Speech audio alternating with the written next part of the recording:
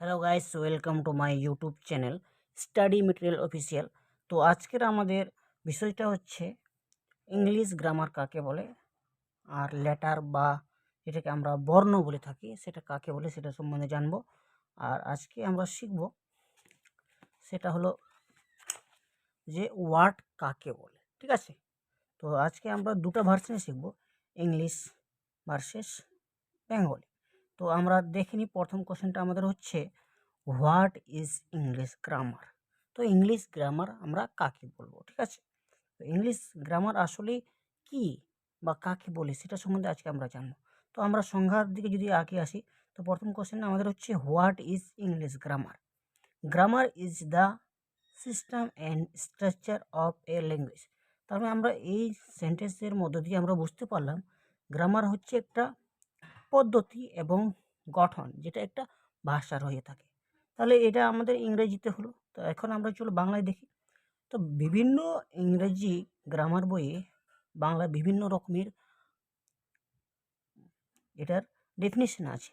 এক কথায় ডেফিনিশন মানে হচ্ছে সংজ্ঞা। তো আমি একটা গ্রামার বই থেকে নিয়েছি যেটা সহজ সরল একেবারে। যে বই পড়লে ইংরেজি ভাষায় শুদ্ধ করে লিখতে বা বলতে পারা যায় তাকে ইংলিশ গ্রামার বলে। আর আমি একবার রিপিট করছি, যে বই পড়লে ইংরেজি ভাষা শুদ্ধ করে লিখতে ও বলতে পারা যায় তাকে ইংলিশ গ্রামার বলে। ঠিক আছে, তো এটাই হচ্ছে আমাদের ইংলিশ গ্রামার, যেটা তোমরা সাধারণভাবে অটোমেটিকলি তাড়াতাড়ি করে শিখতে পারবে ইজিলি।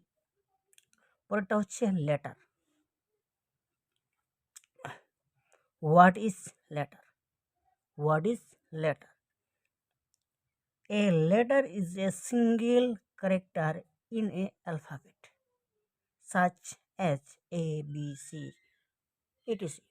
তো সাধারণভাবে যদি আমরা কি বলি, তো এই সেন্টেন্সের মধ্যে দিয়ে আমরা বুঝতে পারছি যে একটা লেটার হচ্ছে একটা সিঙ্গেল শব্দ, মানে একটাই শব্দ, ঠিক আছে, যেটা আমরা অ্যালফাবেট হিসাবে সবগুলোকে একত্রে বলে থাকি, যেমন এ বি সি, এগুলো এক একটা করে হচ্ছে আমাদের লেটার। বাংলায় এর থেকে জেড পর্যন্ত চিহ্নগুলিকে ইংরেজি ভাষায় একটি লেটারকে বলা হয় লেটার, একটি বর্ণ বা লেটার বলা হয়। বাংলা এ থেকে জেড পর্যন্ত চিহ্নগুলিকে ইংরেজি ভাষায় একটি লেটার বলা হয়, যেমন এ বি সি ডি। চলো আমরা নেক্সট কোশ্চেনের দিকে যাই। What is what? What is what শব্দ কাকে বলে? When one or more letters sit side by side to convey a specific meaning, it is called what? তার মানে কি বলছে যে অনেকগুলো বর্ণ যখন পাশাপাশি বসে মনের ভাব প্রকাশ করে, একটি নির্দিষ্ট কোনো অর্থ প্রকাশ করে, তখন তাকে আমরা কি বলবো? ওয়ার্ড বলবো। ওটা ইংরেজিতে বলতে চাইছে when one or more letters sit side by side to convey a specific meaning, it is called what?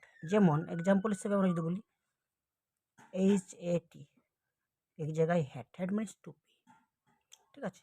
বাংলায় আমরা দেখি এক বা একাধিক বর্ণ পাশাপাশি বসে কোনো নির্দিষ্ট অর্থ প্রকাশ করে তখন তাকে বা সেই সমষ্টিকে ওয়ার্ড বলে।